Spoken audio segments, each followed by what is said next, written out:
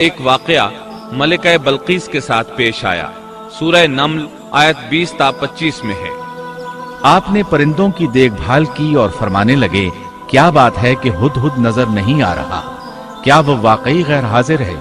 یقیناً میں اسے سخت سزا دوں گا یا اسے ذبح کر ڈالوں گا، یا وہ میرے سامنے کوئی معقول وجہ بیان کرے۔ کچھ زیادہ دیر نہ گزری تھی کہ اس نے آ کر کہا، میں ایک ایسی خبر لایا ہوں کہ آپ کو اس کی خبر ہی نہیں، اور میں سبا کی ایک سچی خبر آپ کے پاس لایا ہوں۔ میں نے دیکھا ہے کہ ان کی بادشاہ ایک عورت ہے جسے ہر قسم کی چیز سے کچھ نہ کچھ دیا گیا ہے، اور اس کا تخت بھی بڑا عظیم ہے۔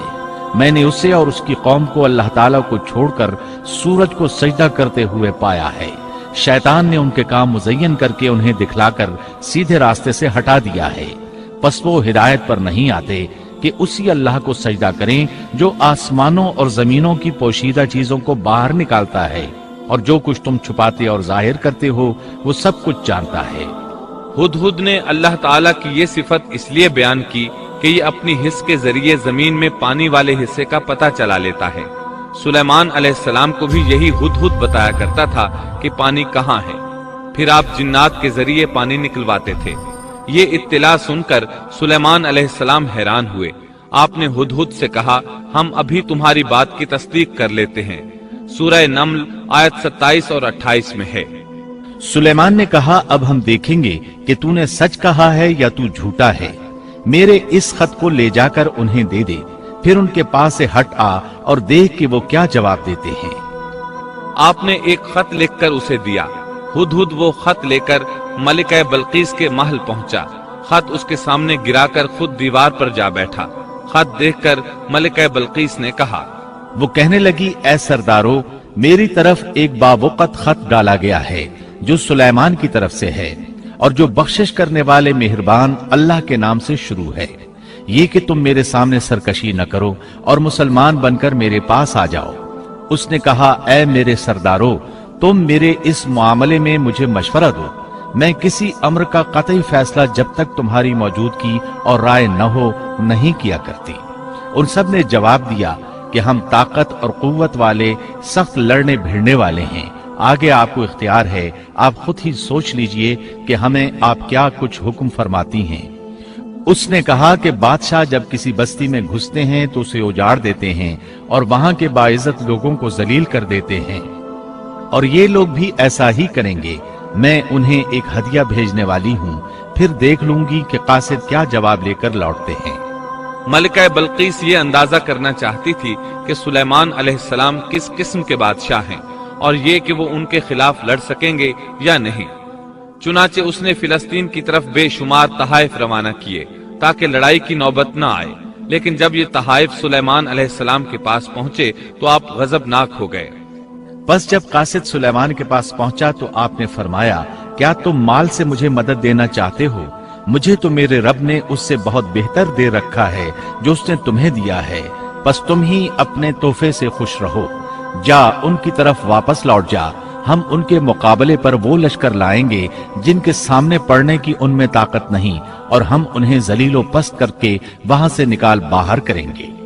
قاصد ان کا جواب سن کر اور یہ صورتحال دیکھ کر دہشت زدہ ہو گئے۔ انہوں نے بلقیس کے پاس جا کر ساری حقیقت بیان کر دی۔ ملکہ بلقیس نے انہیں پیغام بھجوایا کہ ہم اسلام قبول کرنے کے لیے تیار ہیں۔ سلیمان علیہ السلام تک اس کا پیغام پہنچا تو آپ اپنے درباریوں کی طرف متوجہ ہوئے۔ آپ نے فرمایا، اے سردارو، تم میں سے کوئی ہے جو ان کے مسلمان ہو کر پہنچنے سے پہلے ہی اس کا تخت مجھے لا دے؟ ایک قوی ہیکل جن کہنے لگا، آپ اپنی مجلس سے اٹھیں، اس سے پہلے میں اسے آپ کے پاس لا دیتا ہوں۔ یقین مانیے کہ میں اس پر قادر ہوں اور ہوں بھی امانت دار۔ جس کے پاس کتاب کا علم تھا وہ بول اٹھا کہ آپ پلک جھپکائیں، اس سے بھی پہلے میں اسے آپ کے پاس پہنچا سکتا ہوں۔ جب آپ نے اسے اپنے پاس موجود پایا تو فرمانے لگے، یہی میرے رب کا فضل ہے تاکہ وہ مجھے آزمائے کہ میں شکر گزاری کرتا ہوں یا ناشکری۔ شکر گزار اپنے ہی نفع کے لیے شکر گزاری کرتا ہے، اور جو ناشکری کرے تو میرا پروردگار بے پرواہ اور کرم کرنے والا ہے۔ حکم دیا کہ اس کے تخت کی صورت بدل دو تاکہ معلوم ہو جائے کہ یہ راہ پا لیتی ہے یا ان میں سے ہوتی ہے جو راہ نہیں پاتے۔ तख्त लाने वाले आदमी के मुतालिक जो ये आया है कि उसके पास किताब का इल्म था, तो मुफस्सिरीन का इसके बारे में इख्तिलाफ है कि वो कौन था। कुरान करीम के अल्फाज से जो मालूम होता है वो इतना ही है कि वो कोई इंसान ही था जिसके पास किताब इलाही का इल्म था। अल्लाह ताला ने करामत और एजाज के तौर पर उसे ये कुदरत दे रखी थी कि पलक झपकते वो तख्त ले आया। फिर सुलेमान अलैहिस्सलाम ने तख्त में तब्दीली का हुक्म दिया। तख्त में तब्दीली का हुक्म सुनकर उसमें से हीरे जवाहर निकाल दिए गए और दूसरी जगहों पर लगा दिए गए। सूरह नम्ल आयत 42 और 43 में है। फिर जब वो आ गई तो उससे कहा गया कि ऐसा ही तेरा भी तख्त है। उसने जवाब दिया कि ये गोया वही है, हमें इससे पहले ही इल्म दे दिया गया था और हम मुसलमान थे। उसे उन्होंने रोक रखा था कि जिनकी वो अल्लाह को छोड़कर परस्तिश करती रही थी, यकीनन वो काफिर लोगों में से थी। अब सुलेमान अलैहिस्सलाम की मलका बल्कीस से गुफ्तगू शुरू हुई। फिर वो उसे तख्त के पास ले आए।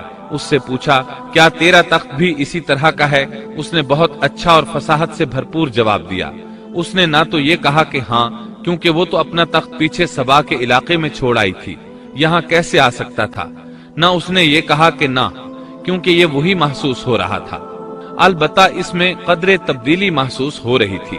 उसने अजीब जुमले में जवाब दिया कि ये वही लगता है। सुलेमान अलैहिस्सलाम ये जवाब सुनकर हैरान हुए। अब आपने उसे अपनी सल्तनत का गलबा दिखाने के लिए ऐसा मंजर दिखाया जो किसी बशर ने आज तक नहीं देखा। चुनाचे आप उसे एक महल में ले गए। यह मुकम्मल तौर पर शीशे का था। इससे दूसरी तरफ देखा जा सकता था। फर्श भी शीशे का था। शीशे के नीचे पानी छोड़ा गया था। पानी चलता रहता था। आप उसे लिए अंदर दाखिल हुए तो वो बहुत हैरान हुई कि महल में पानी बह रहा है। उसने अपना लिबास कुछ ऊपर कर लिया कि भीग न जाए। उसने अपना पांव पानी पर रखना चाहा तो वो शीशे पर पड़ा और ज्यादा हैरान हुई और शर्मिंदा भी कि धोखा खा गई। और ये सब कुछ जिन्नात के जरिए तैयार कराया गया था। सूरह नम्ल आयत 44 में अल्लाह ताला फरमाते हैं, उससे कहा गया कि महल में चली चलो, जिसे देखकर ये समझकर कि ये हौज है, उसने अपनी पिंडलियां खोल दी। सुलेमान ने कहा, ये ऐसा महल है जिसमें नीचे भी शीशे जड़े हुए हैं। कहने लगी, मेरे परवरदिगार, मैंने अपनी जान पर जुल्म किया। अब मैं सुलेमान के साथ अल्लाह रब्बुल आलमीन की मुती और फरमाबरदार बनती हूँ। ये अजीम सल्तनत देखकर वो जान गई कि सुलेमान अलैहिस्सलाम सिर्फ बादशाह ही नहीं, नबी भी हैं। चुनाचे उसने फौरन ईमान कबूल कर लिया।